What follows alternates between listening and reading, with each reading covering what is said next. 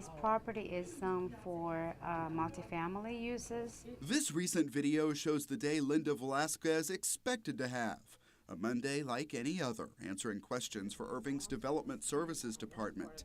Instead, she got a call on the way to work that let her know it'd be anything but a routine day. A little bit stressful. We had a fire sprinkler pipe burst on the second floor. It put about 2 to 3 inches of water on about half the floor. Her work area was unusable, but she knew the residents and businesses she works with would still be needing help, so she and others moved quickly. We were kind of skimming out what we needed to be doing, get your computers, your phones, your paperwork. And by 10 o'clock, we pretty much had everybody off the second floor housed in some office in City Hall. So we had a great response from staff. Linda and her colleagues set up temporary offices in a classroom, and they are not the only ones displaced. Some are working on folding tables on the first floor. We can still do everything that we need to do here with our temporary setup. When I get in here, it's like a mess. Engineering analyst Tim Taylor says this part of the second floor saw the worst damage.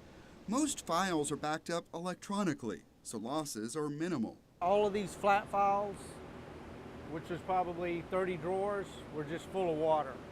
So they've all been taken away and they're going to go through a freeze-dry process. The water got into the walls, flowed down to the first floor, and did not stop.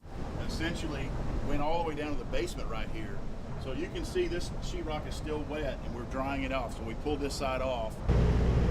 Outside City Hall, these machines are connected to tubes reaching inside and spanning the damaged areas. They've cut holes in this thing, and if the air is coming out, and because it's so low in humidity, it's actually drawing the moisture out of the physical objects in the room. The City Council conference room is among those being dried out, and that meant work session had to move to the library.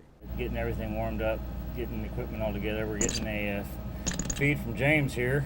ICTN crews worked with Parks and Information Technology to quickly get the room wired with microphones, lights, and cameras so the meeting could be televised as usual.